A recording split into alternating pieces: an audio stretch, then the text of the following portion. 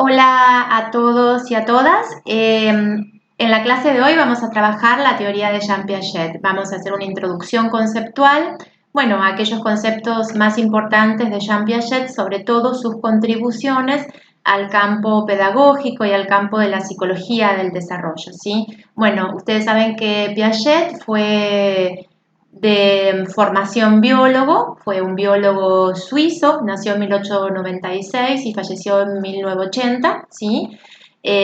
Como decía recién, él fue biólogo, pero se interesó a lo largo de todo su desarrollo teórico y de su desarrollo académico y como psicólogo se interesó fundamentalmente por la psicología infantil, pero principalmente por conocer y entender cómo se construyen las estructuras cognitivas a lo largo del desarrollo del niño. Ese fue su principal interés. Bien, cómo se construyen las estructuras cognitivas a lo largo del desarrollo del niño. Por eso la teoría elaborada por Piaget se llama epistemología genética, porque lo que intenta o más bien lo que describe son los cambios que se dan a lo largo de la historia del niño, pero los cambios cualitativos, sí, en sus estructuras intelectuales. ¿A qué nos referimos con cambios cualitativos? Bueno, a Piaget tal vez no le interesaba tanto la adquisición de cada vez más conocimiento, sino que le interesaba aquellos cambios sí, cualitativos, o sea, cómo va cambiando la forma que tienen los niños y las niñas de entender, de comprender su entorno.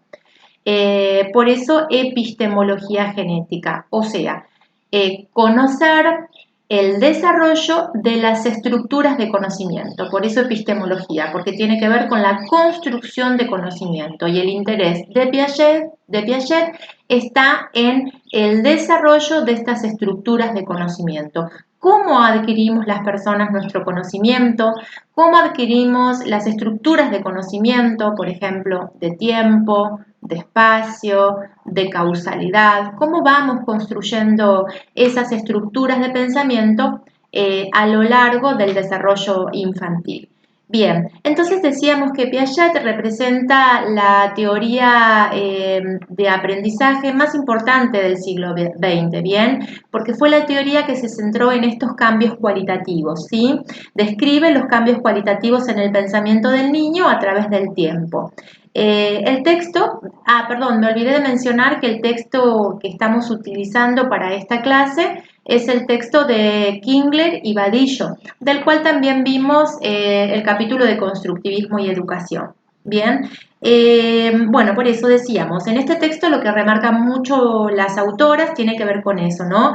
Que los cambios, el interés de Piaget estaba en las variaciones cualitativas. ¿Qué son las variaciones cualitativas? Bueno, nos referimos a cambios en la estructura interna del psiquismo, a cambios en la estructura interna del psiquismo, o sea, esos cambios en la forma de entender el mundo, ¿bien?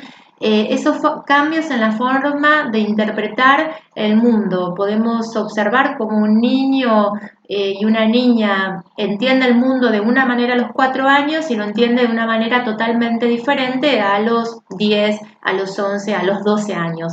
Estos cambios cualitativos en la forma o en la modalidad de comprender, de interpretar, de percibir, ¿sí? Y por lo tanto lo que nos tiene que interesar para nuestra asignatura, estos cambios en la manera de aprender, ¿sí? O sea, no va a ser la misma forma en la que aprenda un estudiante en primer grado, ¿no? A los 6, 7 años, a la forma en la que aprenda un estudiante ya en la escuela secundaria o en el nivel secundario, cuando ya cuenta con otras estructuras mentales, con otras estructuras cognitivas para poder comprender su realidad. Bien,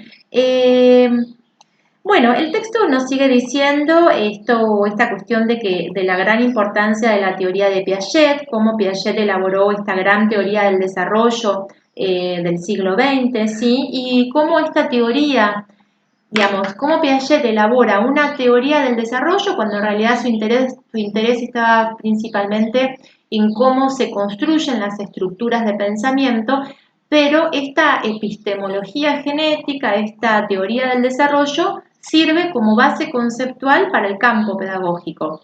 Eso me parece que es lo fundamental y de alguna manera en esta asignatura creo que es lo importante. Cómo la teoría de Piaget termina de alguna manera siendo una teoría del desarrollo de las estructuras cognitivas y sirve de base conceptual a el campo pedagógico del siglo XX. Bien, nosotros cuando hablamos en la clase pasada del constructivismo y el campo educativo, justamente dijimos que el constructivismo lo representan diferentes psicólogos, diferentes pedagogos, diferentes autores, hablamos de Vygotsky, pero podemos mencionar a Usubel, a Brunner, bueno, y a contemporáneos, ¿no? Carretero, César Coll, bueno, un montón de autores constructivistas, pero todos estos autores, todos estos pedagogos, de alguna manera basan sus pensamientos, sus teorías, sus propuestas teóricas en la gran teoría que construyó Piaget. Bien, bueno, el texto nos dice que la teoría de Piaget se basa en la escuela europea tradicionalista, según la cual ¿sí? El desarrollo interno, el desarrollo de las estructuras intelectuales de las personas, se da en base ¿sí? De alguna manera se da en base a un desarrollo interno. Bien, ¿cuál es este desarrollo interno? Es el desarrollo madurativo. Lo que es muy importante en Piaget, que en Piaget nos va a decir que el desarrollo intelectual va de la mano también de un desarrollo madurativo. Bien, no le podemos exigir a un niño o una niña de 7 años un conocimiento que recién lo va a poder adquirir a los 12, a los 13 o un razonamiento. Pero que ese desarrollo madurativo, de alguna manera, podríamos decir, propulsa el desarrollo psicológico. Pero ese desarrollo psicológico necesita del desarrollo madurativo y también necesita de las experiencias y del intercambio con el ambiente. ¿Se acuerdan cuando en la clase anterior decíamos que este ha sido un debate a lo largo de todo el siglo XX, ¿no? De si el desarrollo psicológico se debía a disposiciones internas que comienzan a desplegarse o se debía de alguna manera a la influencia de las experiencias del mundo externo? Bueno, justamente la escuela tradicionalista europea en la que se basa Piaget y todos los desarrollos de Piaget nos va a decir que justamente el desarrollo de las estructuras intelectuales, el desarrollo del pensamiento en el niño y en la niña se da por interacción de estos dos factores. ¿Cuáles son estos dos factores? Bueno, el despliegue de las estructuras madurativas internas en contacto con la experiencia externa que nos brinda el entorno, que nos brindan las experiencias del entorno. Bien, es una interacción entre ambos factores. Por eso es importante siempre tener en cuenta las disposiciones internas, pero también es importante obviamente tener en cuenta qué es lo que le brinda el entorno, qué es lo que le brinda, por ejemplo, la experiencia externa, qué es lo que le brindamos el contacto con los otros niños, qué es lo que le brinda el contacto con los otros adultos, qué es lo que le brinda el contacto con el medio educativo, ¿sí? La importancia entonces de la experiencia educativa en el desarrollo de las estructuras internas. Bueno, vamos a definir, el texto define lo que es la epistemología genética y nos dice que es la rama de la filosofía y de la epistemología que se refiere a lo emergente, bien, a la génesis del conocimiento. Bien, por eso muchas veces confundimos y creemos que epistemología genética tiene que ver con algo de la estructura genética de los genes. En realidad, cuando hablamos de epistemología genética, estamos hablando del estudio de lo emergente, del estudio de la génesis del conocimiento. ¿Sí? Vuelvo a repetir entonces, la epistemología genética de Piaget nos está hablando del estudio de la emergencia, de la génesis, de la formación, de la construcción de los conocimientos. Bien, ¿cuál fue el gran aporte de Piaget a la psicología del siglo XX? Bueno, Piaget propuso que el pensamiento del niño ¿sí? se desarrolla en una secuencia de etapas y subetapas. Aquí tenemos esta gran importancia. El desarrollo del niño no es algo que se da internamente, bien, sino que es algo que de repente surge por copia de la experiencia, como decían los empiristas, sino que el desarrollo del niño, el desarrollo del pensamiento en el niño y en la niña se da a lo largo y progresivamente de una secuencia de etapas y subetapas. Bien, y esta secuencia de etapas y de subetapas sigue una lógica interna, bien, que se basa y que utiliza la experiencia para hacer deducciones de sus propias premisas y crear nuevas premisas que Piaget llama las estructuras lógicas de pensamiento.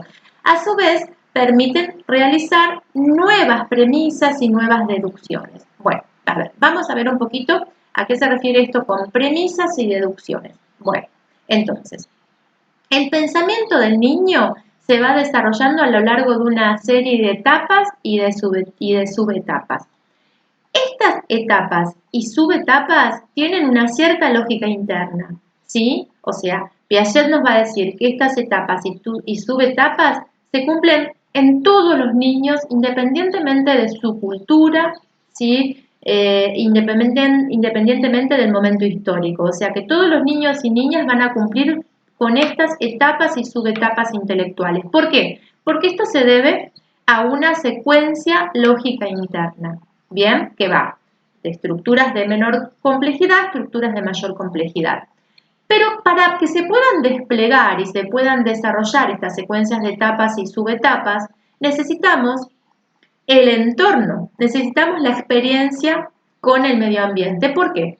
Porque estas estructuras intelectuales, estas estructuras cognitivas previas, permiten al niño y a la niña establecer premisas, ¿sí? Y estas premisas después se van a comprobar con la experiencia, ¿sí? Por eso habla de deducciones.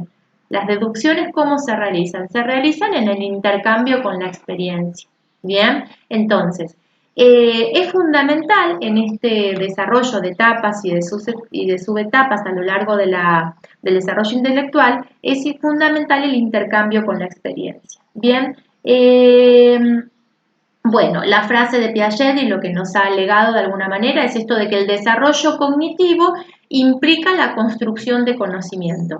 Fíjense que es importante esta frase. El desarrollo cognitivo implica la construcción de conocimiento. O sea, no es un desarrollo cognitivo que se va a dar de forma madurativa.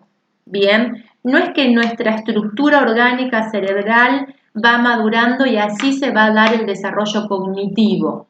No, Piaget nos dice, el desarrollo cognitivo necesita de las estructuras madurativas, pero el desarrollo cognitivo se basa en la construcción de conocimiento. Construcción de conocimiento. ¿Qué es la construcción de conocimiento? Construcción de estructuras cognitivas que se logran en interacción con la experiencia, con el entorno. ¿Sí?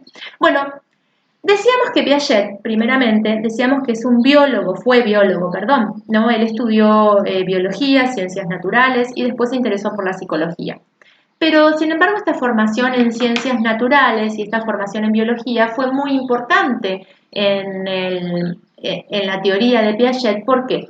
Porque cuando él nos habla de inteligencia, nos dice que la inteligencia, fíjense qué importante, nos dice que la inteligencia es la capacidad del ser humano de adaptarse a su ambiente.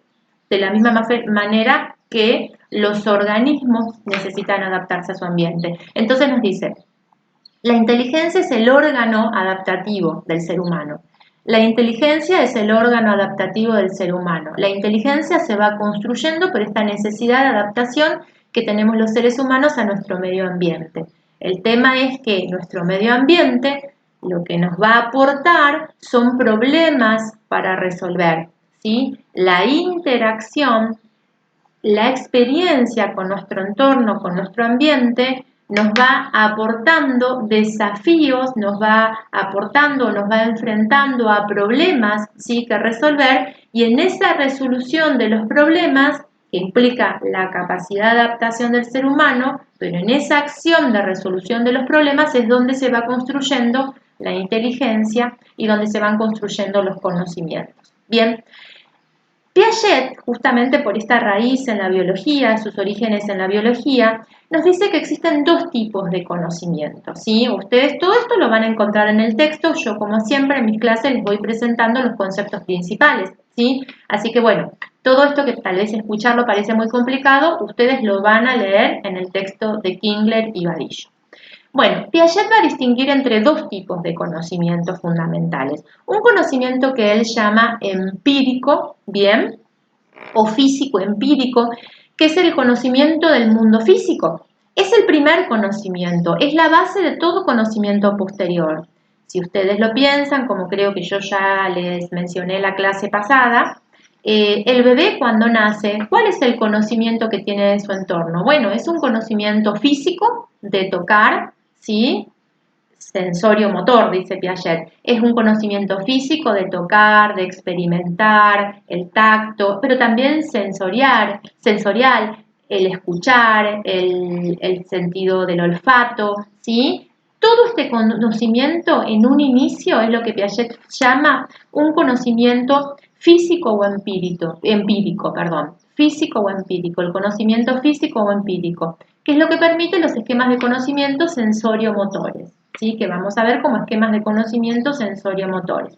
Ese es el primer conocimiento. Y un segundo tipo de conocimiento que es el conocimiento lógico-matemático o que también se conoce como conocimiento abstracto, ¿bien? Que es un conocimiento mucho más avanzado que el conocimiento físico y empírico, pero lo importante y lo maravilloso es que ese conocimiento lógico-matemático o ese conocimiento abstracto necesita la base del conocimiento empírico y físico. Por eso es tan importante que los bebés puedan estar en contacto con su medio ambiente, por eso es tan importante que los bebés o los niños pequeños de 0 a 2 años estén constantemente estimulados por música, por el tacto, por canciones, por estar en contacto con el lenguaje. O sea, la estimulación física y la estimulación motora es fundamental porque es la base de la construcción posterior del pensamiento lógico-matemático.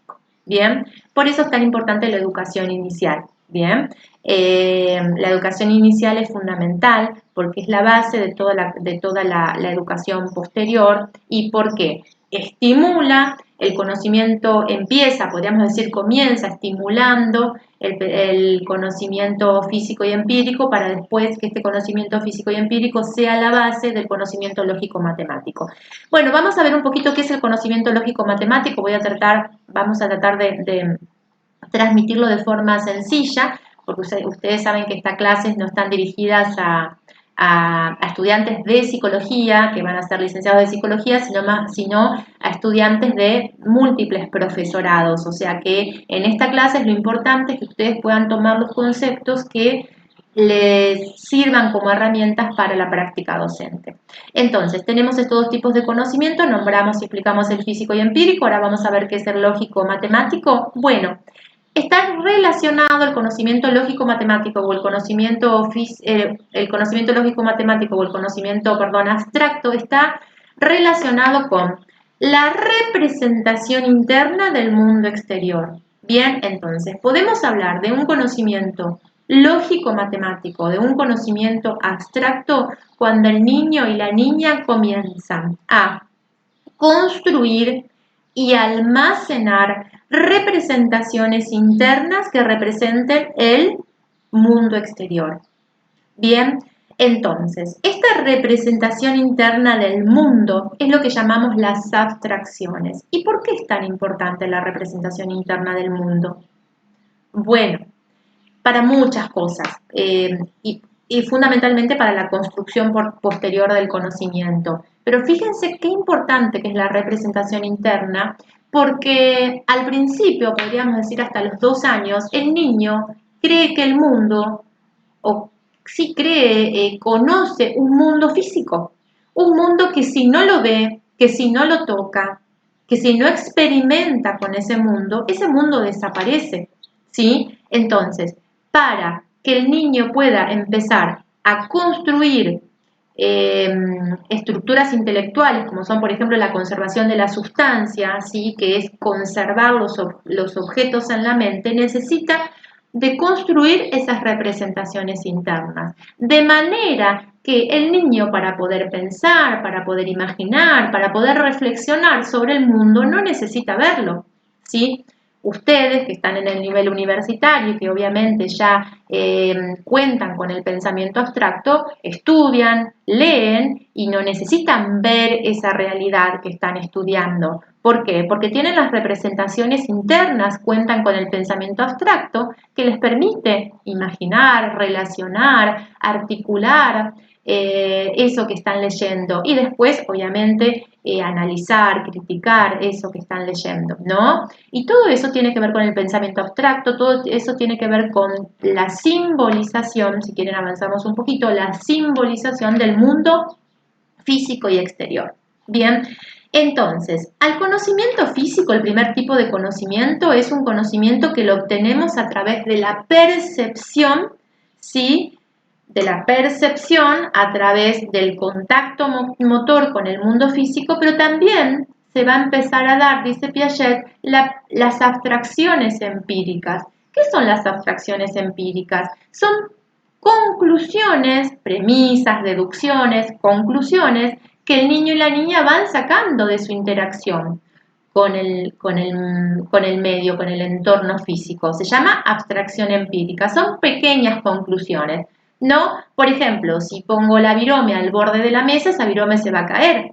Entonces, el bebé lo ve una vez, lo ve dos veces, lo ve tres veces y empieza a realizar conclusiones, deducciones de ese mundo físico. A eso Piaget lo denomina abstracciones empíricas. Entonces tenemos el conocimiento físico, las primeras abstracciones empíricas y después sí avanzamos hacia el conocimiento lógico-matemático que implica representar el mundo internamente, pero es un paso más adelante que la abstracción empírica, nos dice el texto.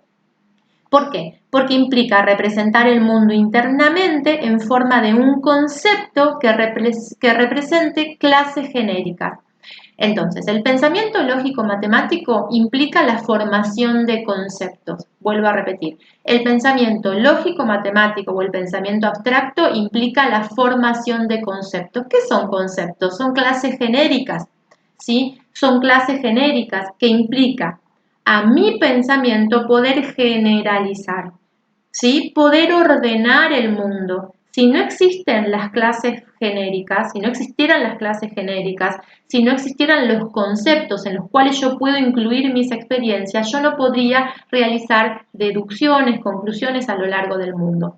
Vamos a dar un ejemplo muy simple cuando los niños están en primer o en segundo grado, que empiezan a ver esta diferenciación, por ejemplo, muy básica, pero es lo primero que se les enseña, yo creo que en segundo grado, en ciencias naturales, la diferenciación entre seres vivos y seres inertes.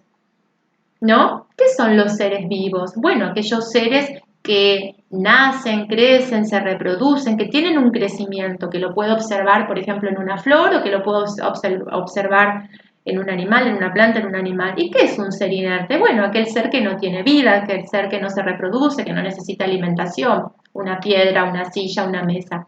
Esto que es tan simple que se enseña en segundo grado y en primaria y se va de alguna manera desarrollando y se va complejizando también a lo largo de la experiencia, fíjense qué importante porque permite organizar el mundo en categorías y esa organización del mundo en categorías es lo que llamamos el pensamiento abstracto y conceptual. Bien, después ustedes, cada uno en sus áreas de conocimiento, historia, psicología, geografía, cada uno en su área de conocimiento va a ver cómo cuenta con diferentes categorías para entender el campo de conocimiento en el que se encuentra y para entender de esta manera cómo poder de alguna manera dirigir el proceso de enseñanza-aprendizaje en función de ciertos conceptos, de ciertas categorías. Bien, bueno, no sé, una categoría es lo que vimos la clase pasada cuando decíamos, bueno, el paradigma constructivista. ¿Qué es el paradigma constructivista?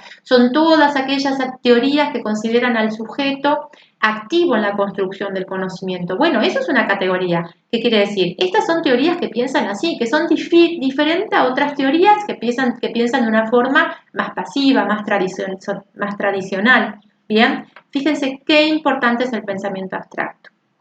Bien, Ahora, vamos a ver, nombro, así para que ustedes tengan este conocimiento. Piaget se conoce por este concepto de esquema de conocimiento, ¿no? Entonces decimos, bueno, Piaget es el que inventó el concepto de esquema de conocimiento. ¿Pero qué es el concepto de esquema de conocimiento? Bueno, un esquema, perdón, justamente es una representación interna. Hay un esquema de conocimiento cuando yo puedo representar de forma interna el mundo exterior. Cuando yo en esa representación interna, en esos esquemas internos, logro ponerle orden, logro organizar en categorías para después ¿qué? Poder reflexionarlo, poder pensarlo. Y ahora lo vamos a ver, esta cuestión de la organización, ya llegamos a ese punto, avanzamos un poquito más en el texto. Van a encontrar en el texto donde dice el desarrollo de la gran teoría y dice Piaget. Se interesa, bueno, esto es muy conocido en Piaget, seguramente ya lo escucharon, esto de que Piaget se interesa, él desarrolla su gran teoría en base a qué. Fíjense qué interesante. ¿En qué desarrolla? ¿En base a qué desarrolla Piaget su gran teoría? Bueno, la desarrolla en base a los errores. Bien, a las equivocaciones que cometen los niños ante ciertas pruebas o preguntas que él les iba presentando. Bien, entonces nos dice, el desarrollo de la gran teoría de Piaget se fue interesando por las respuestas incorrectas, ¿sí? Que daban los niños a sus pruebas de razonamiento. Tenemos que decir aquí que Piaget también construye, crea este famoso método clínico. ¿Qué es el método clínico? El método clínico le permitió a Piaget estudiar, conocer las estructuras de pensamiento, los esquemas de pensamiento de los niños y las niñas a través de ciertas resoluciones de problemas. ¿Sí? Era un método clínico. El método clínico es un método activo donde Piaget o le hacía algunas preguntas a los niños o también le daba ciertos problemas para resolver, problemas que tenían que ver con categorías, que tenían que ver con tiempo, espacio. Yo después voy a compartir algunos videos, que son unos videos muy conocidos de Piaget, donde él está de alguna manera experimentando con este método clínico. Entonces, ante estas preguntas, ante estas pruebas de razonamiento, Piaget se da cuenta que los niños, ante estas pruebas de razonamiento, Piaget se da cuenta que los niños van diciendo, van presentando diferentes preguntas, diferentes respuestas. Y que las respuestas de los niños y las niñas ante estas pruebas de razonamiento diferían en función de la edad del niño. Bien, que un niño ante la misma prueba de razonamiento, un niño de 4 años respondía una cosa y un niño de 10 años respondía otra. Bueno, uno puede decir, ay, bueno, sí, obviamente, esto es muy sencillo, ¿no? El niño de 10 años es más inteligente. Bueno, sí, pero hasta el momento de la construcción de la teoría de Piaget, los pedagogos nos decían, o los psicólogos clínicos nos decían, bueno, porque el niño de 10 años sabe más. Y Piaget nos dice, no es que sabe más, no es que hay una diferencia cuantitativa entre el niño de menor edad y el niño de mayor edad. La diferencia fundamental es cualitativa, o sea, la diferencia fundamental es en la forma, en la modalidad que tiene de comprender el problema y resolverlo. ¿Se entiende? Lo que cambia es la modalidad. Y bueno, ¿por qué cambia la modalidad? Porque lo que cambian son las estructuras internas de pensamiento. Entonces, la teoría de Piaget, de alguna manera, ¿por qué es tan importante para el campo pedagógico? Porque nos está diciendo, no importa cuánto saben los niños y las niñas, lo que nos debe interesar en todas las etapas evolutivas es cómo entienden los problemas, la modalidad. Y cuando nosotros le hacemos una pregunta a un niño, una niña o con adolescentes también y nos da una respuesta equivocada, si nosotros le decimos está mal, no es así, no me importa lo que respondés porque está mal, la respuesta correcta es esta, esto haría, ¿no? Por ahí la escuela más tradicionalista o el conductismo, las escuelas más positivistas, está mal, la respuesta correcta es esta, yo te la digo, aprendela, repetila, memorizala. Bueno, no. Lo que nos dice el constructivismo, lo más importante, lo que nos tiene que interesar es esa respuesta incorrecta. ¿Por qué nos interesa la respuesta incorrecta de los niños o de los adolescentes? Porque nos está mostrando su esquema de pensamiento, nos está mostrando la forma en la que ese adolescente está reflexionando el problema. Por eso es importante escuchar en clase o en el campo que ustedes se desarrollen. cuando nosotros hacemos una pregunta o una prueba de razonamiento, porque toda pregunta, ya sea correcta o incorrecta, nos está revelando, mostrando la modalidad en la cual esa persona, ese niño, esa niña, ese adolescente resolvió ese problema que le estamos presentando. Y eso es lo más importante. Después se podrá corregir, se podrá orientar, pero tenemos que conocer cuál es el razonamiento de base para las respuestas. Bueno, hablamos ya del método clínico, que también lo menciona el texto. ¿Qué es lo que nos permite el método clínico? Bueno, explora el pensamiento del niño a través de preguntas y pruebas de razonamiento con materiales. Tal vez esto no lo mencioné. Piaget le daba a estos niños y niñas, le daba materiales para que ellos puedan de alguna manera ir resolviendo los problemas que él les iba proponiendo. Bien, entonces es un método clínico porque es un método, o sea, a diferencia de los métodos que se venían utilizando hasta Piaget, que eran métodos más bien descriptivos, si ustedes investigan un poco van a ver que la psicología se basó mucho en la observación de la evolución, en la observación de las etapas evolutivas, que está muy bien, es muy importante observar las etapas y el desarrollo evolutivo de los niños y de las niñas, pero Piaget propuso este otro método, que es el método clínico, que es un método que enfrenta a los niños con experiencias para poder resolverlas. Bien, entonces lo que nos otorga el método clínico es conocer los razonamientos, ¿sí? Las estructuras internas de pensamiento. Bueno, el desarrollo cognitivo, nos dice Piaget, que era biólogo y le encantaban las categorías de las ciencias naturales, nos dice el pensamiento y el desarrollo cognitivo se da en base a dos principios biológicos, el desarrollo cognitivo o el desarrollo del pensamiento o el desarrollo de las estructuras de conocimiento se da en base a dos principios biológicos. Y esos dos principios biológicos son la organización y la adaptación. ¿Qué quiere decir la organización? Es la tendencia va a decir Piaget de un organismo porque era biólogo, pero nosotros podemos decir es la tendencia, ¿sí?, de nuestra mente a arreglar, a organizar los pensamientos, los conocimientos, la información en un todo coherente.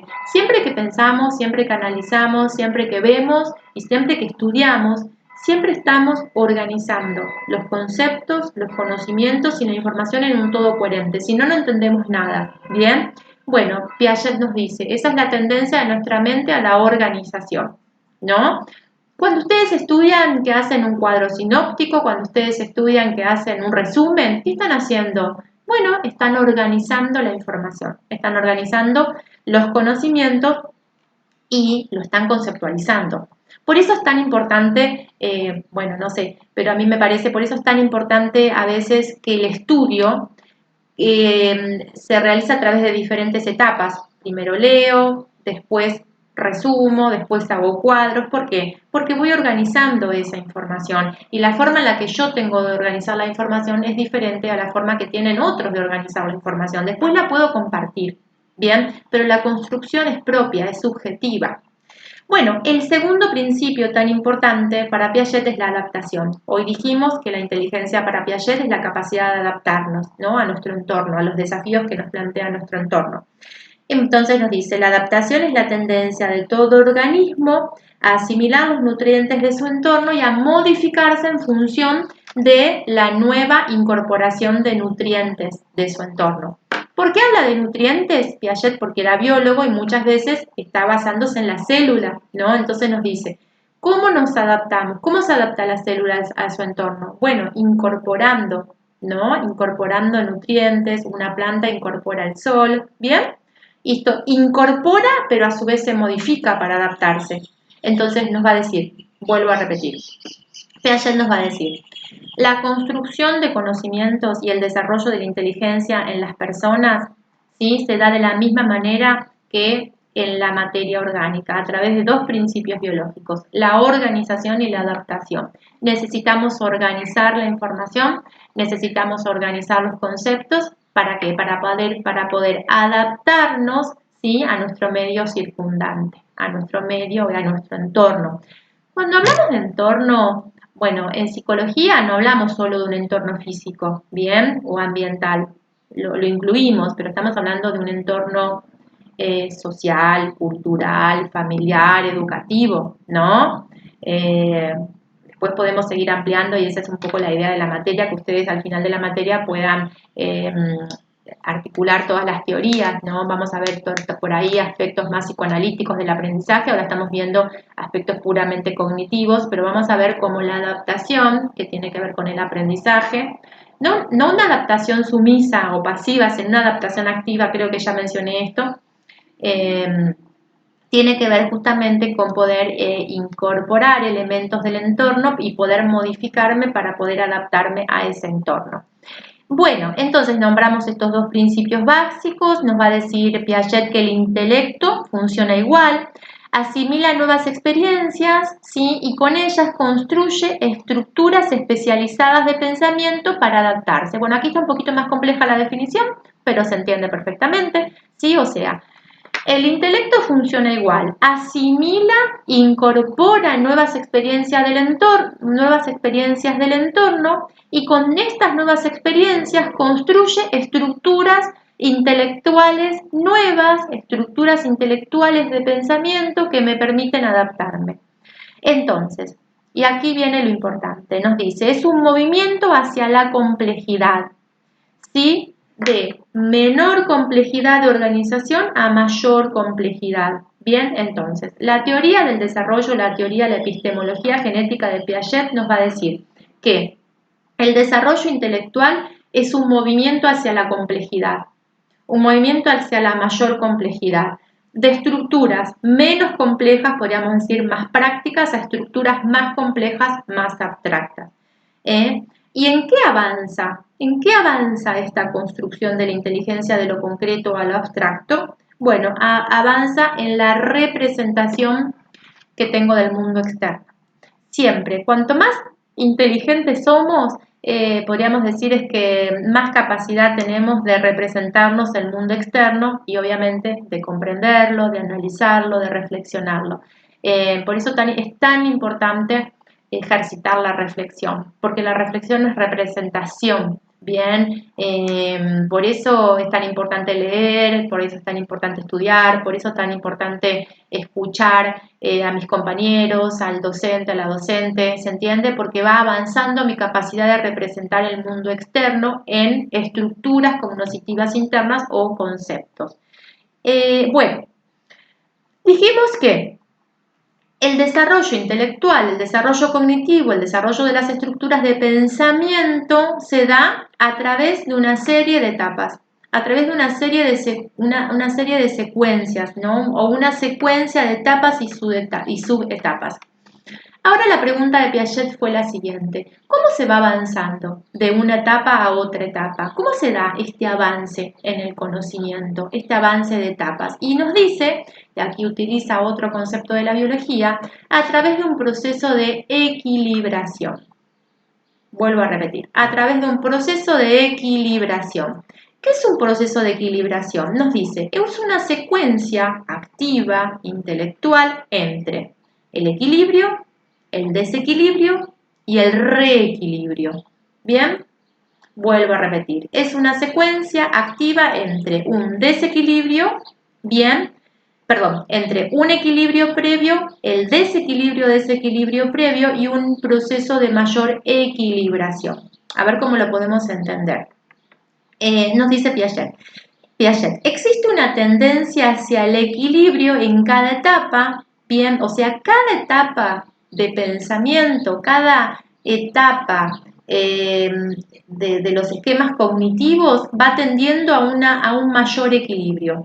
Pero ¿qué pasa? Como estamos en contacto con el mundo externo nos va todo el tiempo a ofrecer nueva información. Esa nueva información, esos nuevos elementos que debemos incorporar a nuestro aparato cognitivo para poder adaptarnos, esos nuevos elementos producen un desequilibrio.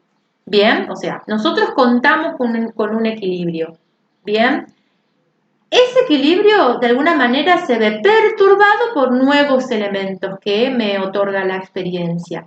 Y esos nuevos elementos que me otorga la experiencia van a producir un desequilibrio. Y la estructura intelectual lo que tiende es a recobrar ese equilibrio. Por eso vamos aprendiendo, por eso vamos avanzando en el conocimiento, por un proceso de, vuelvo a repetir, una secuencia de equilibrio, desequilibrio y mayor equilibración. ¿Y qué es lo que nos brinda esto de importante? Y por eso es tan importante la teoría de Piaget. Después vamos a ver algunas críticas a la teoría de Piaget, pero aquí estamos viendo los aportes. Esto nos dice lo siguiente: si no hay desequilibrio, si no hay algo nuevo que yo tengo que incorporar, si no hay algo nuevo que yo tengo que replantearme, si no hay un concepto que yo tengo que poner en duda, creo que la clase anterior hablé de disonancia cognitiva, si no existe todo eso, no voy a avanzar en mi estructura intelectual, no voy a avanzar en mi estructura de conocimientos, porque justamente para encontrar una etapa de mayor complejidad, para encontrar una etapa de mayor equilibración, tuve que haber sentido un desequilibrio, tuve que haber sentido lo que otros constructivistas llaman, por ejemplo, Ausubel, la disonancia cognitiva, algo que me haga ruido, algo que yo no pueda entender, algo que ponga en crisis mis conceptos anteriores. Esto ya lo hablo cuando ya contamos con el desarrollo del pensamiento abstracto, pero sin embargo en el pensamiento más físico, más sensorio-motor también se da este avance, esta evolución por desequilibrios. Bien, esos desequilibrios obligan a la mente, al aparato psíquico o a la estructura cognitiva a buscar y a conseguir un mayor equilibrio. Bien, ahora, voy a nombrar ahora dos conceptos fundamentales en Piaget. Después voy a revisar todos los conceptos que nombré, los voy a nombrar otra vez, pero bueno, este proceso de equilibración, que fíjense qué importante que es la traducción que se ha hecho de los textos de Piaget, porque no decimos un proceso de equilibrio, decimos de equilibración. Fíjense que la palabra equilibración es dinámica, nunca se termina, es un proceso de constante equilibración. Nunca encuentro un equilibrio, siempre estoy en proceso de equilibración, siempre estoy aprendiendo cosas nuevas.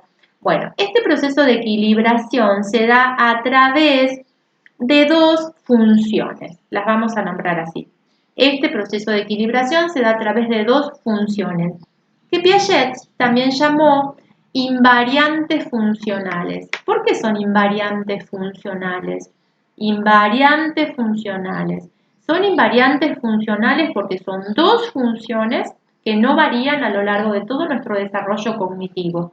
Las vamos a encontrar cuando nacemos y las vamos a encontrar ya en el pensamiento abstracto, ¿sí? Estas dos invariantes funcionales, yo creo que ya las conocen, algunos, otros no, pero son la asimilación y la acomodación. La asimilación y la acomodación. Bien, o sea, son dos funciones que permiten al aparato psíquico o a las estructuras intelectuales continuar en su proceso de equilibración. ¿Qué es la asimilación? Bueno, un poco lo dice el nombre. Es la integración de elementos exteriores a las estructuras en evolución o que ya de alguna manera están acabadas. Bien, es la integración de elementos exteriores a estructuras en evolución o acabadas, o sea, la incorporación de nueva información a mis estructuras cognitivas. Bien, sería el proceso a través del cual interpretamos la información que proviene del medio en función de los esquemas que son cada vez más complejos. O sea, ¿cómo asimilamos información del medio? Bien, bueno, la asimilamos con estructuras de conocimientos previas. Siempre hay estructuras de conocimientos previas. Si no, no puedo asimilar nada. Si no, no puedo incorporar nuevos conocimientos. Si no, no puedo incorporar nueva información. Siempre hay una estructura de conocimiento previo. Y ustedes me van a decir, no, pero hay temas que yo nunca vi. Hay temas que yo no conozco, que no tengo ninguna estructura de conocimiento previo. O el bebé no tiene ninguna estructura de conocimiento previo. Bueno, ya vimos que sí, el conocimiento empírico. Ese siempre es la estructura de conocimiento previo. Bien, algún tipo de conocimiento empírico. ¿Vieron por eso es tan importante cuando cuando el docente va a dar un tema nuevo, indagar las estructuras de conocimientos previos? ¿Qué quiere decir esto? No sé, a veces uno tiene que dar un tema recomplejo, ¿no? O un tema histórico, pero les pregunta a los estudiantes si conocen tal lugar, si alguna vez viajaron a ese lugar, si lo vieron, ¿no? No sé, qué sé yo, tienen que dar un tema de historia, dicen, bueno, a ver, historia argentina, bueno, fueron alguna vez a Buenos Aires, conocen el Cabildo, lo vieron, ¿cómo es? ¿Cómo es la estructura edilicia? ¿No? ¿Pasaron por ahí? ¿Qué sintieron? ¿No? El conocimiento físico. ¿Se imaginan cómo fue esa época? Bien. ¿Se imaginan cómo iban vestidos? ¿Se imaginan cómo se relacionaban las personas en ese contexto histórico? O sea, uno apela a la experiencia previa, al conocimiento físico para poder comenzar a dar un tema nuevo. Fíjense qué importante. Bueno, pasemos al otro concepto, que es la acomodación. Entonces nos dice, no tendríamos una idea completa de la realidad si este proceso anterior no se viera complementado por la acomodación, o sea, si la asimilación no se ve complementada por la acomodación, no vamos a tener un aprendizaje de la realidad. Bien, entonces la acomodación explica cómo nuestros esquemas se ajustan a la realidad para también cambiar y ajustarse. O sea, la acomodación es ese ajuste, es esa modificación, es esa progresiva transformación que hacen nuestros esquemas de conocimiento para interpretar y para acomodarse a la realidad. O sea, asimilo información a mis esquemas de conocimiento previo, pero a su vez mis esquemas de conocimiento se tienen que acomodar a esa nueva realidad, a ese nuevo concepto, a esa nueva información, ¿se entiende? Asimilación y acomodación. La acomodación es un ajuste, es una transformación de mis esquemas de conocimiento, los más físicos, los más empíricos y los más lógicos y abstractos. Bien, nos dice Piaget, siempre tiene que haber, o sea, siempre va a haber un cierto desequilibrio entre asimilación y acomodación y eso es lo que produce el aprendizaje y el cambio cognitivo. Bien, esto nos lo dice el texto de Kingler y Vadillo. Para que haya cambio cognitivo es cambiar mi... ¿Se acuerdan que yo les decía, hay aprendizaje en la clase anterior? Decía, hay aprendizaje si hay un cambio cognitivo. Hay aprendizaje si yo aprendí algo nuevo, si yo cambié una forma de pensar, si yo incorporé una nueva opinión, si yo incorporé una nueva experiencia. Hay aprendizaje cuando hay cambio. Entonces, el aprendizaje se produce a través del cambio cognitivo y el cambio cognitivo se produce a través de este proceso constante de búsqueda de equilibración, a través, ¿sí?, de estas dos funciones, la asimilación y la acomodación, o sea, la incorporación de nuevos elementos, ¿sí?, y la acomodación, la transformación, el cambio de las estructuras cognitivas a estos nuevos elementos. ¿Se entiende? Asimilé, pero también modifiqué. Incorporé, pero también transformé mi estructura cognitiva. Fíjense qué importante y cómo todo esto se relaciona con las escuelas pedagógicas, porque si nosotros pensamos que el aprendizaje es pura asimilación, estamos hablando de ¿qué? De un aprendizaje acumulativo, enciclopédico, como decían antes, ¿no? Un aprendizaje repetitivo, acumulativo, acumular información. Justamente Piaget, la teoría de Piaget es la primera teoría, el primer cuerpo teórico que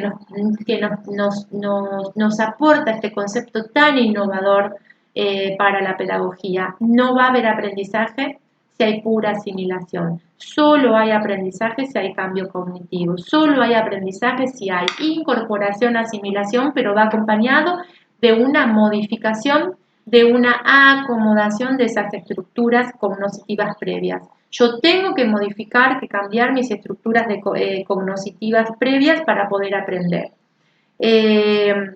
Entonces, finalmente, si quieren ya vamos concluyendo porque, para que no se haga tan larga la clase. Entonces, volvamos a repetir los conceptos fundamentales, ¿sí? A ver, ¿cuáles fueron los conceptos fundamentales que vimos en esta clase? Que para Piaget las estructuras de conocimiento son secuenciales, progresivas, que vamos de un conocimiento empírico, físico, un conocimiento lógico, matemático, abstracto, ¿sí? Que este desarrollo cognitivo se da a través de la experiencia y del intercambio del sujeto con su entorno, que el desarrollo cognitivo o el desarrollo del conocimiento se da a través de dos principios biológicos fundamentales, que es la organización y la adaptación, o sea, todas mis estructuras intelectuales internas tienden a organizarse, a construir un todo coherente y que a su vez ese todo coherente me sirve para adaptarme a mi entorno. Bien, y otro concepto por último fundamental es que el desarrollo cognitivo o el aprendizaje se da a través de un proceso de equilibración que implica una secuencia, una evolución, sí, constante, que nunca cambia, que es dinámica, perdón, que nunca cambia, en el sentido que nunca se detiene, me quise referir, entre un estado de equilibrio a un estado de desequilibrio y a una conquista por una mayor equilibración, bien, y que esta conquista por una mayor equilibración se da a través de las dos invariantes funcionales, ¿sí? Que son las dos funciones básicas de la estructura cognitiva, que son la asimilación y la acomodación. Y que entre este constante desequilibrio entre asimilación y acomodación es como se va a dar el aprendizaje. Bien, bueno, ya estamos casi en los 50 minutos, que es un poco lo que me parece que es importante para una clase teórica, y bueno, pero más allá de los 50 minutos se puede hacer muy, muy cansadora.